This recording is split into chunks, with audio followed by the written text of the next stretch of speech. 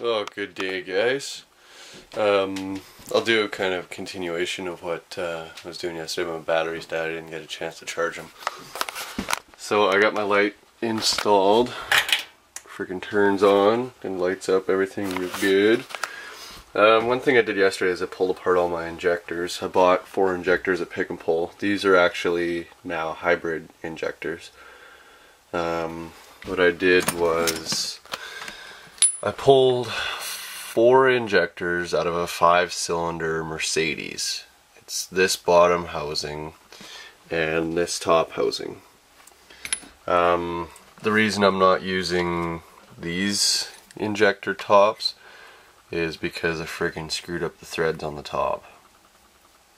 I couldn't get them out very easily. I didn't have my right tools, so I friggin' just ruined them trying to get them out. But yeah, they've got 155 bar springs and shims. These ones have 135 bar shims and springs.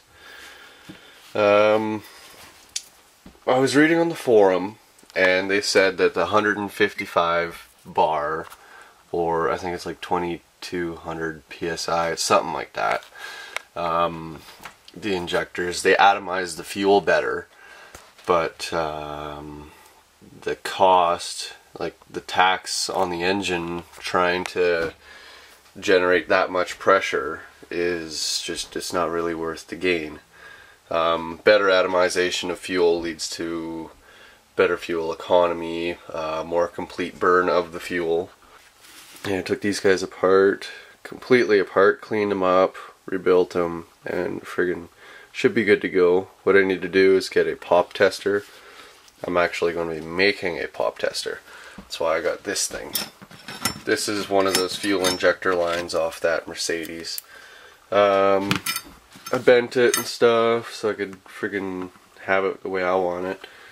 What I'm gonna do is get some steel fittings, a hydraulic jack, and a 0 to 3500 psi pressure gauge. I'll basically turn the jack into just a pressure creator thing. But I'm gonna weld the metal fitting into a T coming off the jack and the pressure gauge so that I can tell what pressure these things will pop at. So yeah, I'm going to the Princess Auto. I think it's $14.99 for jack and it's $17.99 for the pressure gauge. So, and then it's just a little bit of dicking around to get her working. Oh, one thing, yesterday when I was at Pick and Pull, I was wandering around the aisles looking at just Volvos and things with diesels and stuff. I couldn't really find any other than that Mercedes I found. Anyways, there was a guy there working on an Integra right across from me. And he's all like, "Oh, what are you looking for?" I was like, "Oh, well, Jetta parts and diesels and stuff like that." And he's like, "Well, I got a 1.9 liter diesel kicking around my shop. Give me a call next week and I'll probably be able to sell it to you for a couple $100. It's a 1.9 liter TDI. It's like, it's awesome." He says it smokes a little bit when it starts up, but who cares? Like $200 for a friggin' TDI. It doesn't have the wire harness or anything, or a computer, but I don't care, because what I want to do is take this pump and actually put this one on the TDI. The TDI will have the 11 mil cam plate in it and the 11 mil head, so that will work a lot better. I want to build a TDI M pump, so that'll work freaking awesome. Yeah. Anyways, I gotta go out and help Terry bust down some tires because he's going to Calgary with me because I'm going to Pick and Pull anyway. So actually, I might be going to Pick and Pull. I gotta go to Princess Auto, but no, actually, we do gotta go to Pick and Pull because he's bringing his tires back, rims and tires. He's breaking down 2 sets that he bought at Pick and Pull, and then he's returning a set. You got it done? I'm Well, he's friggin' replacing the rear coil springs because his are saggier as frig. I figure like I'll record while the commercials are on because I don't think commercials matter, but the music matters, so I can't. Well, I'm just on my way up to the old PA now. Yeah. Princess Auto. I need to get a 2-ton bottle jack. They got them on for $14.99. I think I already told you guys this. I did. Yeah, so anyways, it's absolutely just a beautiful day out today. Like, gorgeous out. It's warm too. Makes it feel really good to be outside doing something today. I think I got a friggin' pressure leak. You hear that hissing?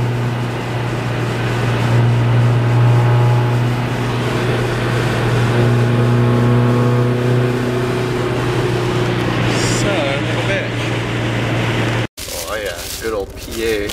Got myself that bottle jack. Got myself that friggin' 3500 PSI gauge. Got myself steel tee because I'm gonna need to weld that Volkswagen fitting onto it. And I got myself some nitro gloves because you know what? I just get crap all over my hands and it's not healthy. Not healthy. So yeah. Good old PA, love it. Tell me that is not the weirdest vehicle you've ever seen. I wish I'd focus. It's just so freaking weird looking. I'm slowing down so they can pass me. It's just so weird. What is it? I have no freaking idea. Okay, so I found my boost leak. I noticed a bunch of oil puking around down there, so it's a good sign of where to look. I pulled this off thinking it might have been that, but I don't think it is. Because when I moved this, I noticed a huge freaking gash in it. I don't know if you guys can see it, I can't get the camera down into that angle. But yeah, this hose is completely just like ripped right off. So, frick. Now I gotta freaking try to come up with a new freaking hose or something. But this was cobbled together anyways, so. But damn it. Okay, so I'm building my boost pressure friggin' deflator antler thing. I gotta weld this plate steel to that tube. That tube will fit onto the turbo side of that. I'll just show you. He's trying to pop his tires off. This elbow here. It'll fit on the turbo side. So what I'll do is I'll freaking clamp it on to the intake, clamp the other end onto this instead of the turbo.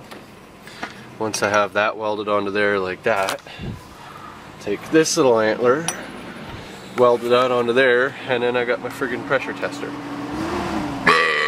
Oh, beg my friggin' pard. Oh, I got it all friggin' welded up.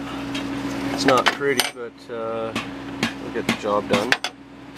I also, I started working on that pop tester, but I'm gonna wait. I'm gonna show you guys what I do to build it, because I haven't seen any videos on YouTube unless I'm just not looking hard enough, but I want to make a video on how to build a pop tester in case anybody wants to build one, so yeah, I'll do that in a separate video. Now she's ready to friggin' go. So I'll hook up my air line to it and see how much pressure I can get before it starts to leak. But I did change out that hose. I'm running a single hose to there. What I did is I went right off the friggin' turbo for the boost gauge. I think that's a way better idea, because if there's any leak between the turbo and the intake, I'll lose pressure in this line. I shouldn't lose pressure right off the turbo, but I guess the total pressure system or something. No, you know what? It still shouldn't, because that's coming right off the turbo. So anyways, yeah, I'll jump an airline to it and see what happens. My buddy Sean, he's also like, yeah, make sure it's in neutral, because he put, he was leak testing his Dodge Ram and he had it up to I think 50 psi, and then his truck started rolling because he was actually turning the motor over. So this is where I got the idea from to build one of these. It was actually my buddy Sean. He's friggin', he's just crazy. He's got, it's like a 90 to 94 Dodge Ram with a Cummins, and he's got it just tuned. He's got a huge friggin' turbo for it too. The turbo like is probably twice as tall as this. It's probably like friggin' that. It's just a huge turbo. It flows ridiculous amounts of air as well. But it's like everything I'm doing is like quarter scale to his. But yeah, so I got my airline and get her done. Okay, so I got the pressure regulator right off the tank set to about 20 pounds.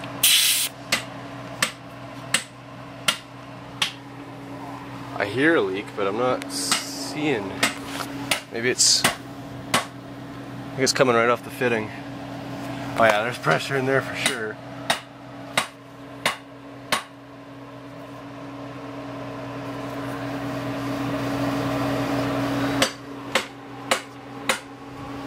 I guess that thing's set to higher than friggin' 20 pounds. You know what? Let's do a test.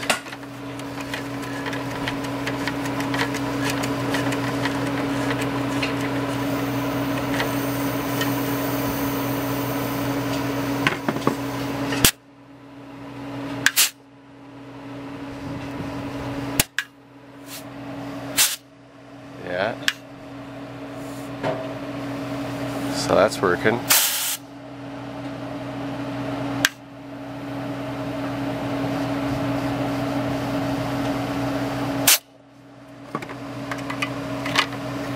Now I gotta figure out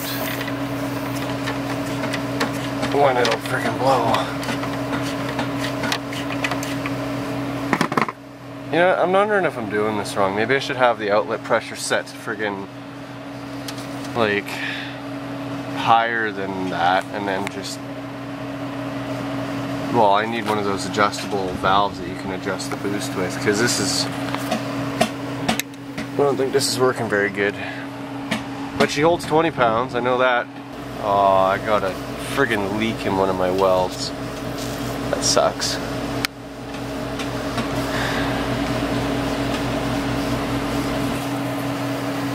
I'm using WD-40.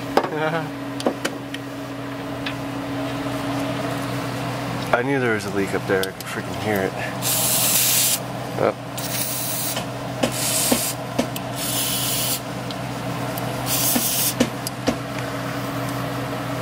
No leaks there.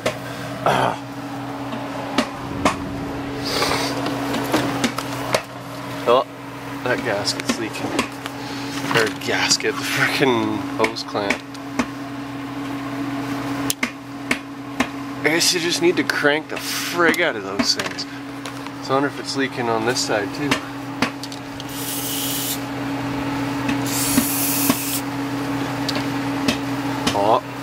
Oh no, it's dripping. Never mind. Oh, I got another friggin' pinhole leak. Dang it. Okay, so I came up with a better idea. What I did is I friggin' plumbed back into that line with the boost gauge. Now I can see what I'm at. So she's sitting at 15 pounds right now. Now I just need somebody out there to freaking turn up the pressure on it. It'll slowly drop into 14. But that could also be from that stupid, that leaky friggin' adapter I made. Frick sakes. What's my brother doing? He's still freaking trying to get his tires off. Oy. Now it's sunk down to almost freaking 10 pounds. What the hell? That's annoying. Yeah, I'm getting his help. Okay, I figured out why I was friggin' fluctuating. It's because of the blow-off valve. The blow-off valve was going off. So I'm sitting at about 24.5 pounds right now. for the blow-off valve to open. I only want to run friggin' 22, 23 pounds, so apologize, that'll be perfect. Okay, so I think I just confirmed that the turbo is the one that's leaking, because I just fed friggin' like 30 pounds of air into her and the blow-off valve was going off. Nothing else is leaking, so it's gotta be the turbo, which means it's probably the compressor O-ring, or the compressor side O-ring, or maybe it's the friggin' exhaust, the exhaust turbine. Maybe it's not friggin' spinning as much as it should be. Maybe it got damaged or something. But I think I'm gonna snap her back together and go take her out for a quick romp and see what happens. Yeah.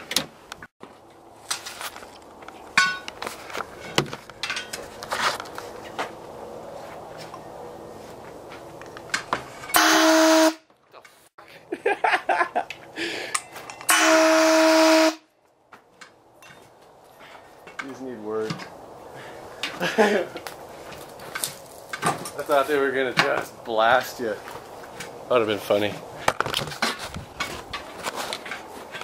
I'm gonna go for a test drive. Yeah, because she needs one. Okay, I definitely have a pressure difference, because when I've got it hooked up to the main part of the turbo, watch. I can friggin' hit 21 pounds. Easy. Easy.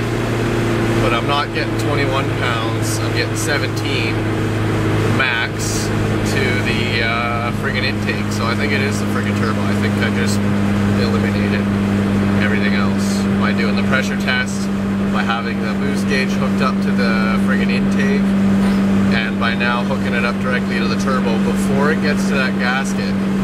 So, frig sakes. Frig sakes. Okay, so I guess I'll gather up my scrap bits of wood. Take it on to over yonder fire pit. Where is it? Over yonder. There